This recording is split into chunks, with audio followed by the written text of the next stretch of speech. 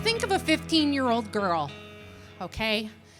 She's defiant, dealing with mental illness.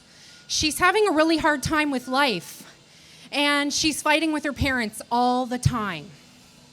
I mean, we've all fought with our parents, right? So she's pushed her dad to the limits, and her dad says, if you can't obey the rules of this house, you can leave. So she calls his bluff and she leaves. Well, she ends up in the wrong place at the wrong time. In a crack house where she witnesses something she should have never seen, and she's thrown down the stairs and held in a basement where she's not fed and she's abused. And because she eats McDonald's from a prostitute, she is tied up and brutally gang raped by a gang of drug dealers, repeatedly beaten and raped. And the only way she's allowed to keep her life and her family's life is to become a drug mule for those drug dealers. Pretty scary story, right? Well, that's my story. In Oshawa, Ontario, in 1995. And I was rescued from that house by a little girl who opened the door and let me in. She was also the little girl who opened the door and let the girl from my mom's bowling alley in to rescue me. And she found me in the basement. My head had been cracked, and I was laying on a dirty mattress covered in blood. So she got me out of there, and I ended up being pregnant. I tried to commit suicide because I couldn't deal with the depression. And I ended up finding out from the nurses that I was pregnant with my son, this guy, right here. Now, thank you. He's 22 years old. His name is Austin. When my family found out I was pregnant, because I was pregnant with a black man's baby, I was told, you're 15, you're pregnant, and you're having a colored baby. You need to have an abortion. And I was told by my father that if I didn't have an abortion, I'd be disowned. So my mom sent me away to Windsor, Ontario, after I had my son. And I started a new life there. Now, if it wasn't for the Rose of Durham, which is a pregnancy shelter for women who don't have any family support, I wouldn't have been able to make it with him to get to Windsor.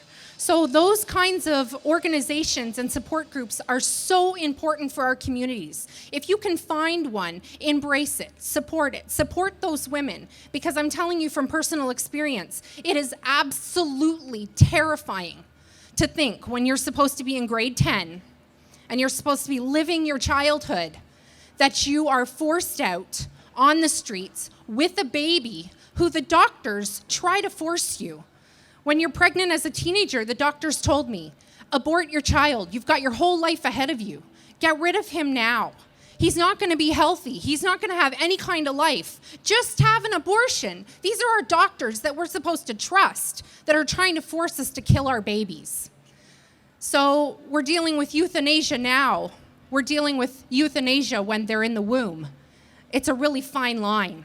So let's not cross it and let's not help it.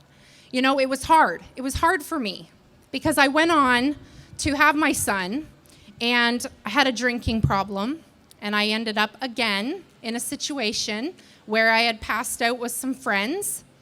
And then all of a sudden, after going to the doctor for a urinary tract infection, found out I was pregnant with her.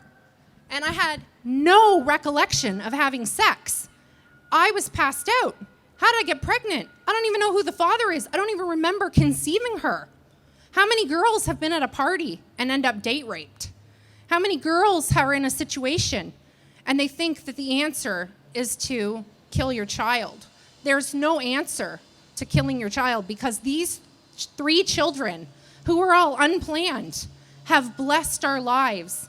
And we would have deprived the world if we were the bullies that our healthcare providers and our families tried to force us to be. We would have deprived the earth of these amazing kids. Now, there's a lot of other speakers that need to speak, so I'm not going to take up too much more of your time. I'm just going to ask you, please choose life. Choose to save the child's life. Because if you can think for 1 second, instead of aborting your baby, that baby is me. That baby is my family. That baby is not my rapist's baby. That baby is not an unplanned family member's baby. That is my child, my flesh and blood.